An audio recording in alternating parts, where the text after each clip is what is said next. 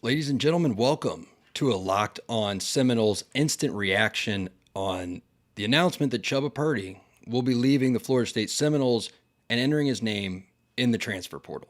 So I just want to come on here real quick, do a quick recap of Chubba Purdy the recruit, Chubba Purdy the player, and what this may mean for the program going forward. So as a recruit, Chubba Purdy was a four-star recruit out of Arizona. He had that sort of connection to Norvell and Dillingham from their time out there.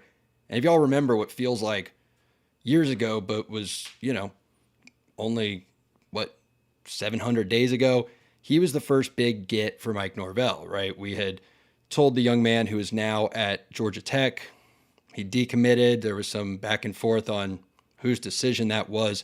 Chubba was committed to Louisville at the time, and bringing him over was seen as a huge win for Norvell. So he came in and Chubba got injured, I think, during the spring scrimmage. So it wasn't the spring game yet. Norvell had always had his players live contact all of them to get quarterbacks ready. Chubba got tackled, broke his collarbone, and he just was never really able to get healthy through camp and all that. And eventually he got some action. We saw him against Louisville. We saw him against NC State. Last year he finished the year 27 of 53, having to again leave because of the same collarbone injury to get some surgery on that. 219 yards, 4.1 yards per throw, 2 touchdowns, 1 interception. Although Drake and Dave will point this out, a couple of those were drops in that Louisville game. Look, he had a great arm.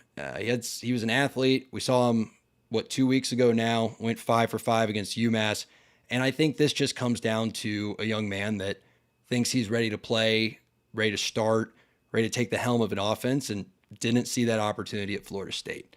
His statement just says, "I want to thank the Seminole fans and Florida State community for all their support during my time at Florida State. After careful consideration and a discussion with my family, I'll be moving on towards new beginnings. With that said, I'll be entering the transfer portal. Thank you and God bless." Immediately, there's some stuff about it's a short statement. I don't make too much of that. But, this is a guy that a lot of people felt was the future of your quarterback room, and it just didn't quite happen.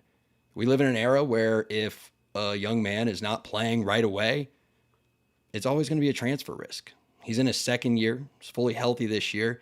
And I think to start looking at the program going forward, he may have felt like he wasn't going to have as much of an inside track to the starter job next year as he would like as a third-year college player. And I'm not going to judge a kid for that. It's totally within his right to go find somewhere to play football and, not have to sit on a bench if he doesn't want to. I think there was some frustration with his playing time this season so far. I mean, look, we were struggling at the beginning of the year. Anybody who plays the position of quarterback is going to think, hey, maybe I can fix this, put me in. Didn't happen.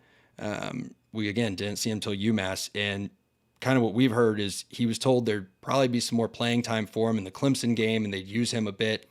That didn't happen. So that's probably the reason for the announcement coming when it did. Wish him all the best. Again, former 4-star recruit. That's a loss. But hey, looking ahead, we've got Jordan Travis, who I believe is still a redshirt sophomore because of the COVID year. And we also still committed have A.J. Duffy coming in, who most people say is getting better and better.